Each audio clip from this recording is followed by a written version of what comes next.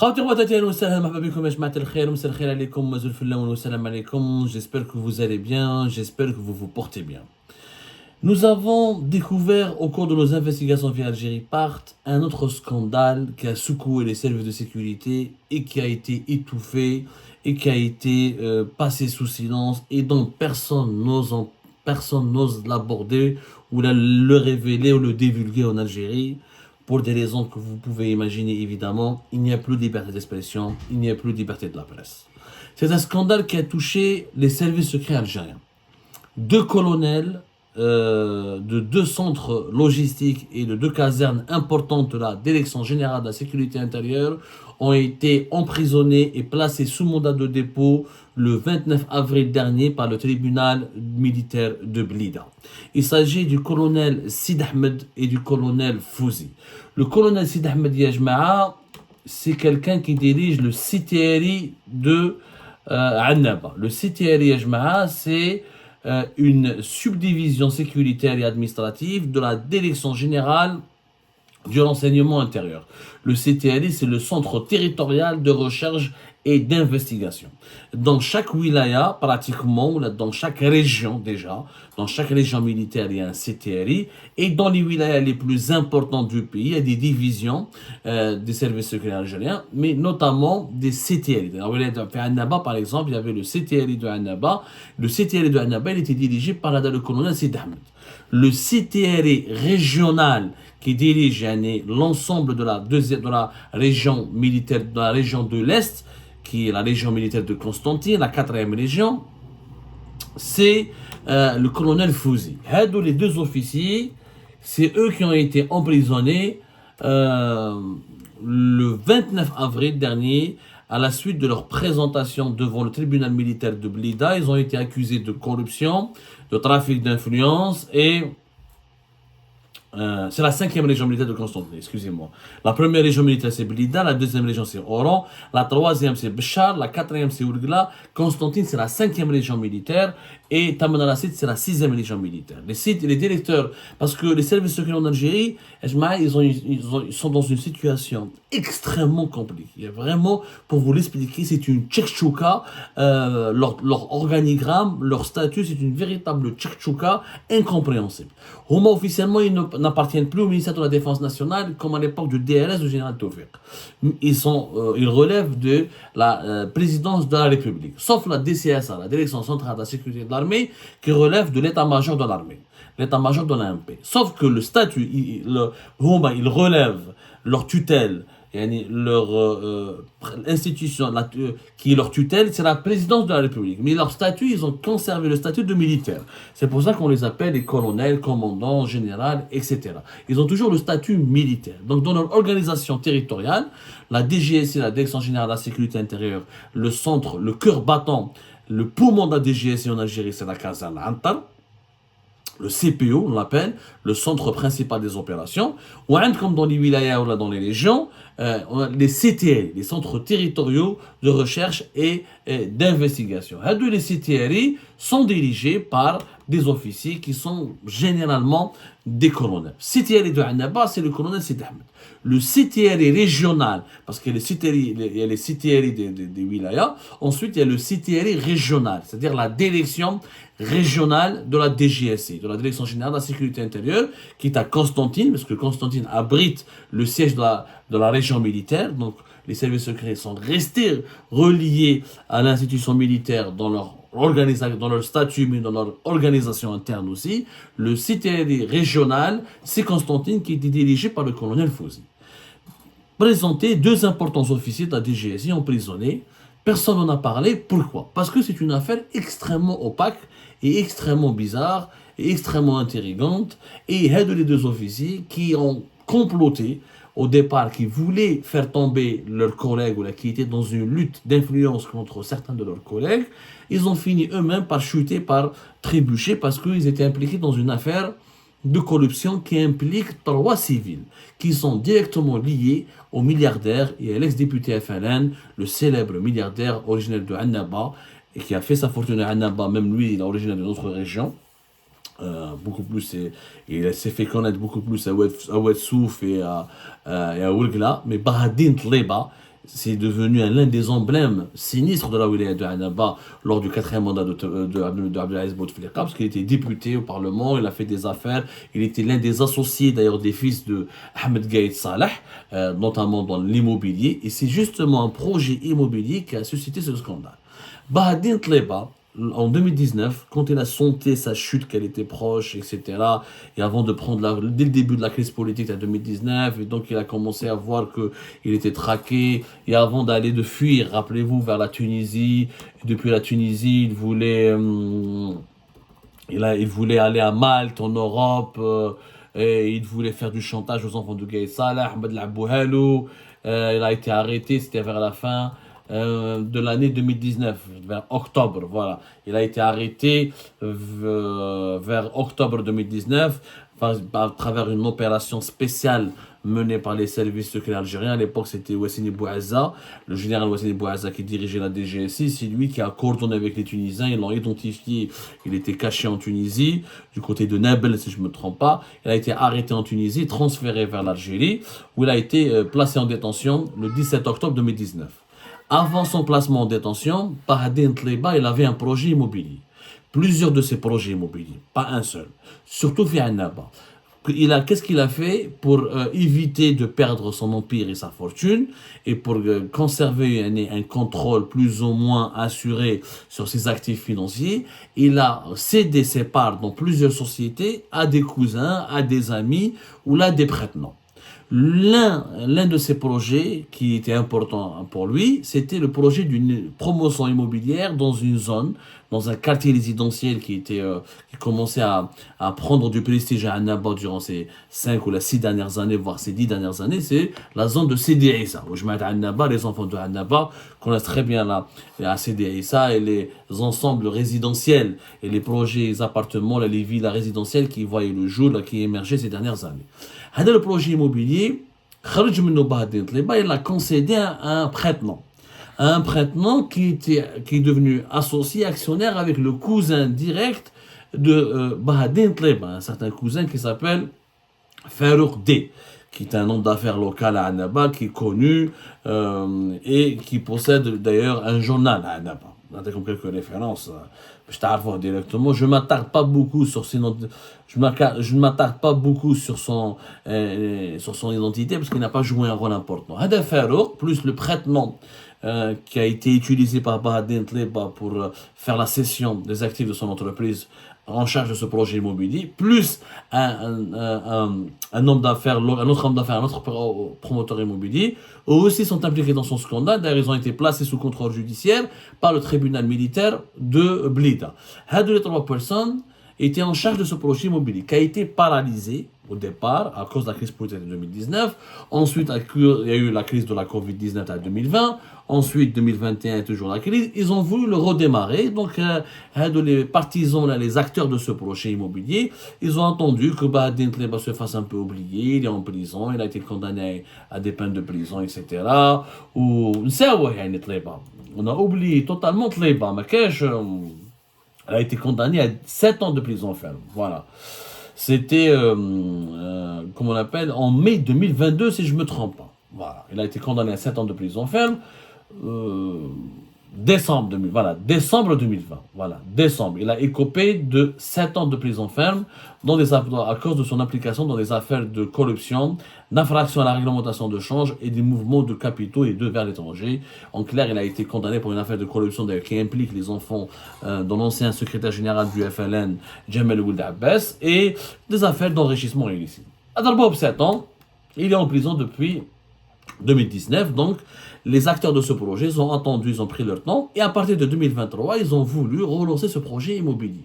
Ils ont fait quelques opérations de lobbying, et en 2024, ils ont trouvé une connaissance, et ils se sont rapprochés du colonel Sid Ahmed, qui était le chef de CTRI de Annaba. Ils lui ont dit, voilà, on voudrait bien relancer notre projet, débloque-nous le projet, on te donne un pot de vin. Le colonel Sid Ahmed, finalement, c'est lui qui est parti voir le Wali de Annaba. Il est parti voir le Wali de Annaba, il lui a dit voilà, il y a un projet, je viens te solliciter, Vous savez, entre dirigeants algériens, on se demande des services, notamment quand les Wali, les chefs de Daïra, et quand ils reçoivent des responsables des plus importants appareils de sécurité de la région, ils leur demandent des services, ils essaient de leur rendre service pour leur renvoyer l'ascenseur. Ils s'entraident. Il y a des c'est ça le trafic d'influence. Le chef de la CTL, le représentant des services secrets de la région, il part voir le Wali, il lui demande un service. Ensuite, le Wali s'attend à ce que ce responsable des services secrets le couvre ou ne fasse pas d'enquête sur lui ou la adresse des rapports élogieux, des rapports positifs en ce qui concerne ses actions. Comme ça, le Wali est protégé, il est promu, son nom circule positivement au plus haut sommet de l'État. Et c'est comme ça, c'est un jeu de renvoi d'ascenseur, c'est un jeu extrêmement malsain. Et c'est ça le trafic d'influence. Le Wali de Annaba, il a dit au colonel Sidi Ahmed, il n'y a pas de problème, c'est un projet immobilier, je vais voir. Pourquoi pas? Moi, j'ai pas de contre. Si c'est un projet qui permettra à la région d'avoir plus de logements et embellir la région, la wilaya, il a demandé, il a dit OK, il lui a donné son accord de principe. Mais le Wali de Annaba, donc il a convoqué, il a appelé, il a demandé à la direction de l'urbanisme de l'habitat de la wilaya de sortir ce dossier de promotion immobilière et de voir quels étaient les blocages qui pouvaient être levés. Le directeur, donc l'un des responsables de la wilaya, il part voir le Wali, il dit attention, on t'avertit, le dossier il est un peu louche parce que Dakhel fait le cousin de Bahadine Tleba. Et Bahadine Tleba est en disgrâce, etc. Donc, si le Wali a accordé des facilités ou des autorisations ou des traitements de faveur aux cousins de Bahadine Tleba, le Wali de Annaba pourrait risquer, on pourrait l'accuser de corruption, ça pourrait salir sa réputation. Ce n'est pas bon dans la nouvelle Algérie, ce n'est pas très bien vu dans la nouvelle Algérie de Tebboune d'aider les partisans, les amis, les membres de famille des anciens caciques, ou des anciens oligarques, ou des anciens milliardaires du régime de Bouteflika. Ou le de Annaba, il a pris peur, parce que son interlocuteur, la wilaya, celui qui travaille avec lui, quand le voilà, c'est un dossier louche, et le cousin de Bahadine Tleba, il y a un prête-nom, on a su que Bahadine Tleba, il a cédé ce projet-là à un prête-nom à son cousin, pour éviter les saisies, pour éviter d'autres condamnations, pour éviter de perdre une partie de sa fortune, il a essayé de sauver sa fortune. Quelle est l'histoire? Le Wali, il a pris peur, le Wali de Annaba, il a pris peur, donc qu'est-ce qu'il fait? Il contacte le ministre de l'Intérieur. Il lui dit, écoute, le chef du CTL de Annaba est venu me voir, il m'a sollicité pour un projet. Moi, ce projet, j'ai découvert qu'il y a du louche. Des amis de Bahadine Tleba. Qu'est-ce que je peux faire? Moi, je ne vais pas lui dire ni non, ni oui. Il a demandé, le Wali Annaba, il a pris peur, il a demandé à son ministre de lui donner des orientations claires. Car si vous voulez que je dise non, t'atteignez la garantie, je vais lui dire non. Il ne va pas me faire chier, le colonel ne va pas se retourner contre moi, il ne va pas me mettre des bâtons dans les roues, il va pas se retourner contre moi en faisant en établissant des rapports accablants contre moi, il va m'essayer de trouver des poules, il va me causer des ennuis avec les services secrets. Si tu veux que je lui dise oui, il faut que tu me donnes des garanties que je suis couvert. Voilà, le Wali d'Annaba, il a pris peur. De toute façon, les Wali ne signent plus rien. Il faut savoir que la nouvelle Algérie de l'Iweli, de l'Égypte Tebboune, ne signe plus rien. Ils ont tellement peur de finir en prison, tellement la machine judiciaire est dans sa brutalité extrême, dans sa méchanceté gratuite à vouloir emprisonner tout le monde et n'importe qui, juste pour remplir les prisons et juste pour faire croire alors à la population qu'il y a une véritable lutte acharnée et féroce contre la corruption. Les hauts fonctionnaires de l'État, que ce soit les Wali, que ce soit les secrétaires généraux, que ce soit les directeurs de cabinet, que ce soit les directeurs centraux des ministères, les directeurs des wilayas, personne ne veut signer s'il n'y a pas la tutelle qui leur donne un papier, un document dans lequel il est clairement dit que vous êtes couverts, que c'est nous qui vous demandons de signer, ou de signer tel document, ou de faire tel projet, ou d'accorder tel marché. Donc le Wali il est dans cette tradition-là, qui s'est instaurée depuis 2019, depuis 2020, où il cherche une couverture pour que demain, si le scandale éclate, demain les anciens associés de Tleba, ils ont pris un important marché immobilier, ce n'est pas lui qui va subir, qui sera inculpé, ou là qui va subir la colère de la justice, ou là qui va pas être en tout cas mêlé à un scandale qui pourrait lui valoir un séjour en prison, et qui pourrait lui valoir surtout une disgrâce et la perte de son poste. Donc il a demandé des garanties, il a demandé au ministre de l'Intérieur, qu'est-ce que je peux faire? Le ministre lui a dit, attends, patiente. Qu'est-ce qu'il a fait le ministre de l'Intérieur? Il a appelé la direction générale de la DGSI en leur disant, écoutez, voilà, le Wali de Annaba, il a été sollicité par votre officier, le colonel Sidi Ahmed Annaba, c'était de Annaba, pour débloquer un projet immobilier. c'est quoi cette histoire? Est-ce que vous êtes au courant? Est-ce que vous nous donnez votre bénédiction? Le ministre de l'Intérieur, c'est un khaf. Je vois la nouvelle Algérie, c'est incroyable. C'est un régime qui donne l'impression qu'il est fort, qu'il est puissant, qu'il est arbitraire, qu'il est imposant, qu'il est brutal, qu'il n'hésite pas à brutaliser les citoyens, les opposants, les journalistes indépendants et les activistes du Hirak, et toujours, il montre ses muscles, mais au fond, tous les dirigeants du régime Tebboune sont des peureux. Le ministre de l'Intérieur, il a pris peur, il n'a pas voulu donner des instructions claires, nettes et précises, donc il a préféré avertir la direction générale de la DGSI en leur disant, voilà, qu'est-ce que vous voulez qu'on fasse? Si vous voulez qu'on aide le colonel, vous devez nous donner votre bénédiction. Même le ministre de l'Intérieur a cherché une couverture. Redouane Inch'Allah, si ce projet est débloqué, et si le Premier ministre ou le Président ou si la justice fasse une enquête, il sera couvert. J'ai appelé les services secrets, et les services secrets m'ont dit oui. Nous, on couvre, c'est nous qui sommes à l'origine de cette sollicitation, c'est nous qui voulons débloquer ce projet, et on vous demande des autorisations. Donc, il va impliquer la direction générale de la DGSI. La direction générale de la DGSI, elle a été étonnée. C'est quoi cette histoire? Un colonel, il part voir le Wali pour débloquer ou pour lever les blocages d'un projet immobilier. Ils vont ouvrir une enquête interne. Et comme le colonel Sid Ahmed Dada, il était déjà dans le viseur, parce que le colonel Sid Ahmed, qui était l'ami du colonel Fouzi, qui est le directeur régional de la DGSI de Constantine, Homa, ils étaient déjà en train... Ils avaient des problèmes avec les principaux responsables de la DGSI à Alger, parce qu'ils étaient en train, il y avait une guerre de clans qui avait éclaté, où il y avait, en clair, colonel Fouzi, avait des ambitions carriéristes. En fait, il voulait avoir des postes à la direction générale à Alger, et pour cela, il fallait que ceux qui occupent des postes à Alger, il fallait qu'ils aient des problèmes pour qu'ils soient remplacés, pour qu'ils puissent pour qu'ils puissent accéder à des promotions.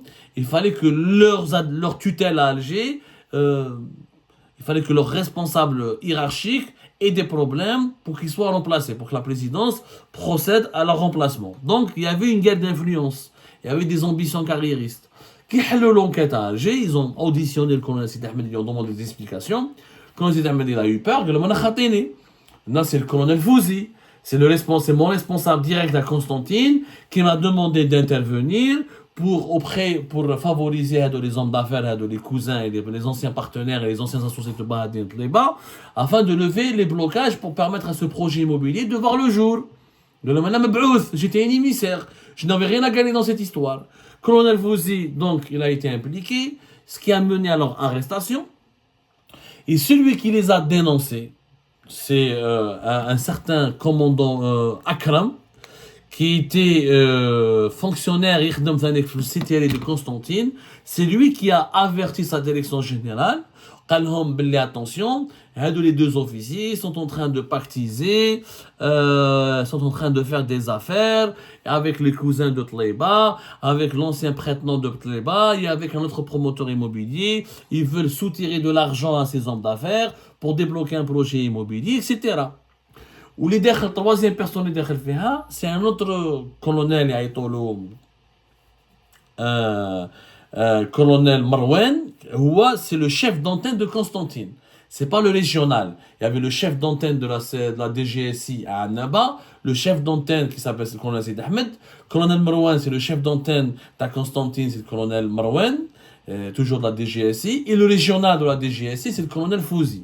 Les trois étaient finalement dénoncés et l'enquête a mené vers leur identification, vers leur arrestation, parce qu'ils ont voulu donc visiblement prendre de l'argent et prendre un pot de vin de la part du cousin de Bahadin Tléba et de son prête-nom et d'un autre promoteur immobilier.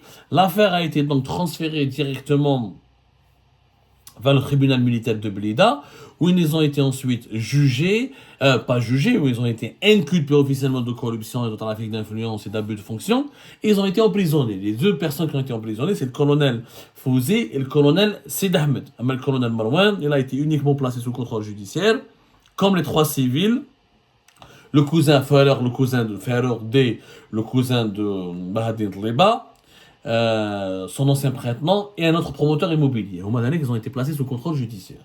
Et c'est comme ça que ce scandale a éclaté et les deux principaux responsables de la DGSI à l'est du pays ont été emprisonnés. Personne n'en parle parce que c'est un sujet sensible.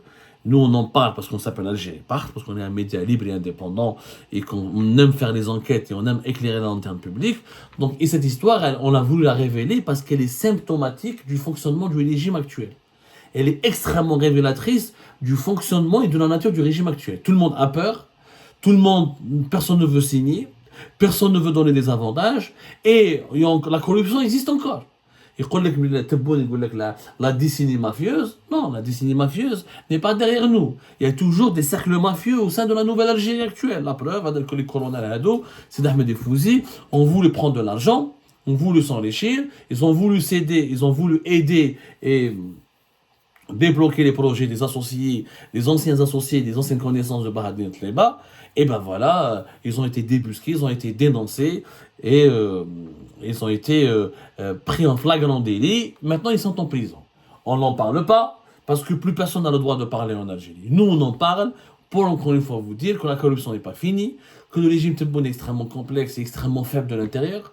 Tout le monde a peur. Loueli, il a eu peur, il a appelé le ministre de l'Intérieur. Le ministre de l'Intérieur, il a eu peur de prendre une décision. Il a appelé la Direction Générale de la Sécurité Intérieure. La Direction Générale de la Sécurité Intérieure, elle a fait une enquête parce que déjà les deux colonels étaient suspectés de faire des manœuvres, de comploter, de faire des manœuvres de sabotage et de déstabilisation à l'encontre de certains de leurs camarades et de leurs collègues pour prendre leur place. Et donc, c'est tombé à pic. Cette affaire est tombée elle est tombée du ciel pour les responsables de la DGSI qui voulaient vraiment purger et mettre fin aux pratiques malsaines de ces deux colonels. Et c'est comme ça que le scandale a éclaté. Voilà, donc l'ombre de Tleba plane toujours sur Annaba, c'est incroyable. Même en prison, Bahadine Tleba continue de faire des dégâts à Annaba, puisqu'il a laissé une fortune qui était inexploitée et que ses anciens associés, en essayant de vouloir relancer leurs affaires, ont mené vers la disgrâce de deux importants officiers des services secrets. La Nouvelle-Algérie n'est pas vraiment plus propre, ni plus moralisée, ni plus transparente, ni plus exemplaire que l'ancienne Algérie. Ça, c'est un mensonge et on devrait arrêter et cesser de croire à ce mensonge.